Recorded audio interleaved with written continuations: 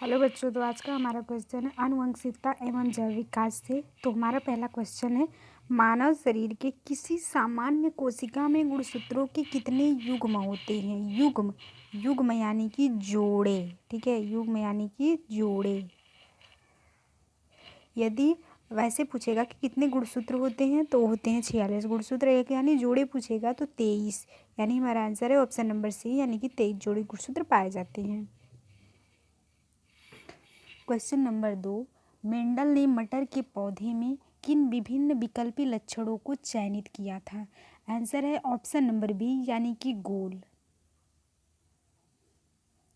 Question number 3, कि पुरुषों में कौन सा लिंग गुणसूत्र होता है? आंसर है ऑप्शन नंबर ए, यानी कि यक्स वाई। वाई गुणसूत्र निर्धारित करता है कि लड़का होगा या लड़की। यदि वाई गुणसूत्र रहेगा तो लड़का होगा, यदि यक्स है तो लड़की। क्वेश्चन नंबर 4, कि स्त्रियों में कौन सा लिंग गुणसूत्र होता है? आंसर है ऑप्शन नंबर बी, यानी कि यक्स यक्स, यानी लड़का या लड़की होने की जिम्मेदार फीमेल नहीं होती, मेल होता है। क्वेश्चन नंबर 5, कीटों के पंख और चमगादड़ की पंख किस तरह अंग हैं? ठीक है, कीटों के पंख और चमगादड़ के पंख किस तरह के अंग हैं? आंसर है ऑप्शन नंबर सी, यानी कि समवृत्तीय अंग हैं, यानी समान आकार के अंग हैं।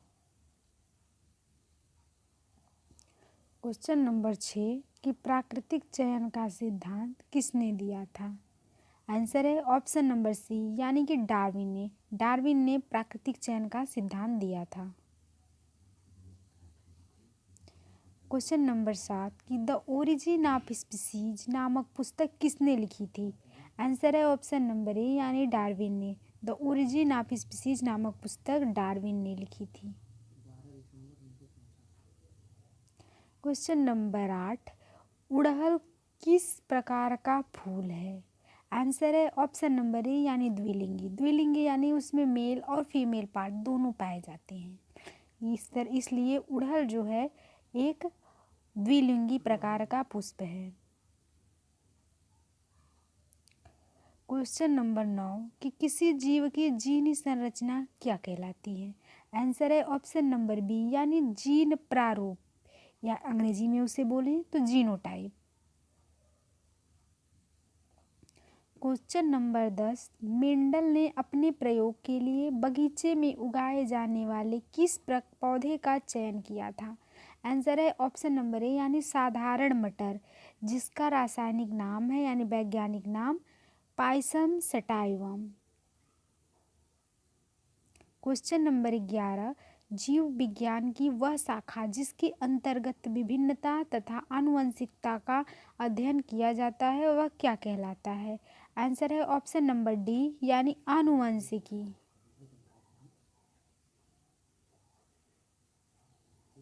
क्वेश्चन नंबर 12, कि अफ्रीकी मानव का सबसे निकट संबंध है?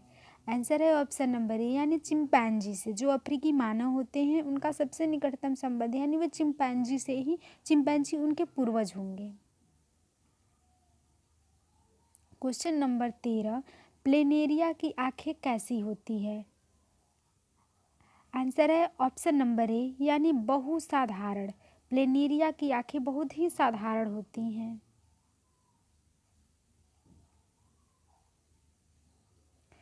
क्वेश्चन नंबर 14, गुणसूत्र बने होते हैं यानी गुणसूत्र किससे बने होते हैं? आंसर है ऑप्शन नंबर सी, यानी डीएनए तथा प्रोटीन। प्रोटीन में भी कौन सा प्रोटीन? Histone protein. डीएनए जो है हिस्टोन प्रोटीन से मिलकर बना होता है और हिस्टोन प्रोटीन 5 प्रकार के होते हैं। क्वेश्चन नंबर 15, जीन शब्द किसने प्रस्तुत किया था? आंसर है ऑप्शन नंबर सी, जॉनसन ने जीन शब्द प्रस्तुत किया था। सबसे पहले जीन शब्द जॉनसन ने बोला था। क्वेश्चन नंबर 16, गुणसूत्र कहाँ पाए जाते हैं? आंसर है ऑप्शन नंबर सी, यानी केंद्रक में। गुणसूत्र जो होते हैं हमारे सेल के न्यूक्लियस यानी कि केंद्रक में पाए जाते हैं। क्वेश्चन नंबर 17, समजात अंगों के उदाहरण हैं? आंसर है ऑप्शन नंबर ए, हमारे हाथ तथा कुत्ते के अग्रपाद यानी कुत्ते के आगे वाला पैर जो होता है और हमारे हाथ से समजात होते हैं यानी समान उत्पत्ति के होते हैं।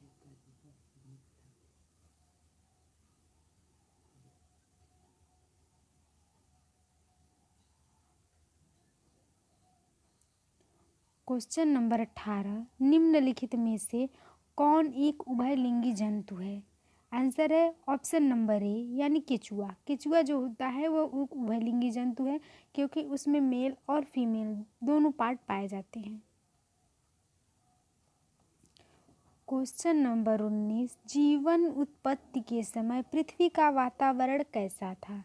आंसर है ऑप्शन नंबर बी यानी कि अपचायक। जब जीवन की उत्पत्ति हुई थी उस समय पृथ्वी का वातावरण अपचायक था।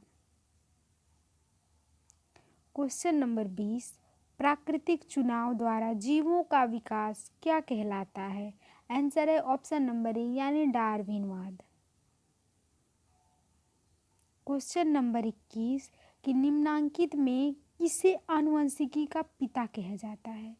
आंसर है option number B, Gregor John Mendel को आनुवंशिकता का पिता कहा जाता है।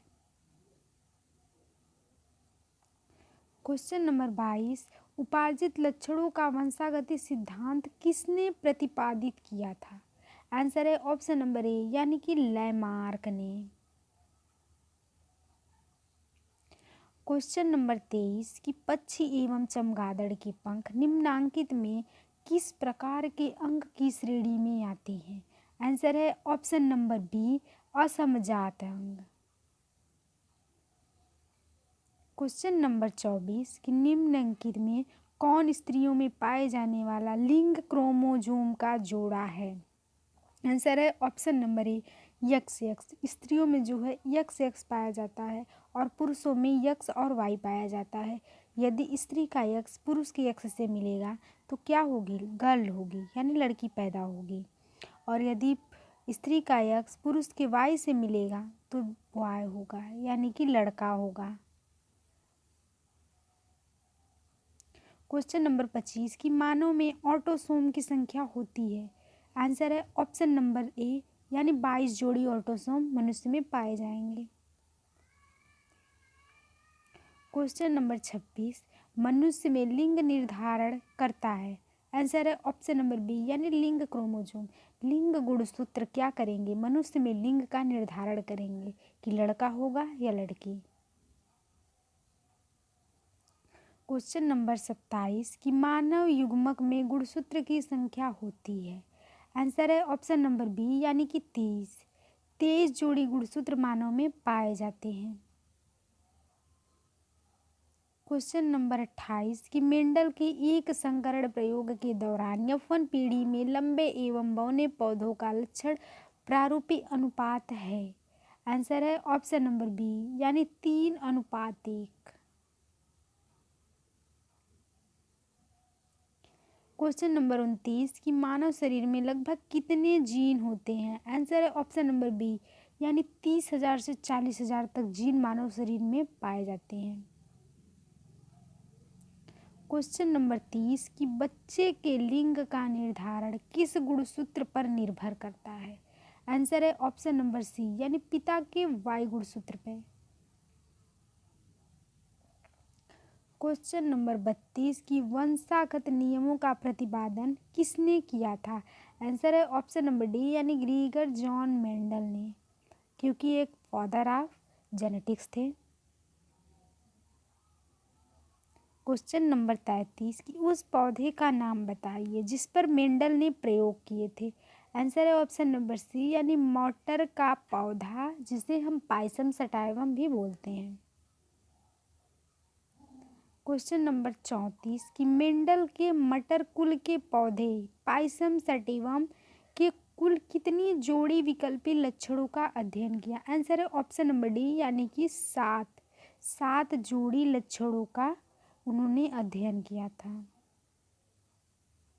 क्वेश्चन नंबर 35, कि मेंडल ने अपने प्रयोग में किस पौधे का चयन किया था? आंसर है ऑप्शन नंबर ए यानी कि मटर का पौधे का चयन किया था। क्वेश्चन नंबर 36 की जीव विज्ञान की वह शाखा जिसमें जीवों की आनुवंशिकता एवं विभिन्नता का अध्ययन किया जाता है वह क्या कहलाता है? आंसर है ऑप्शन नंबर ए यानी जेनेटिक्स। जेनेटिक यानी आनुवंशिक।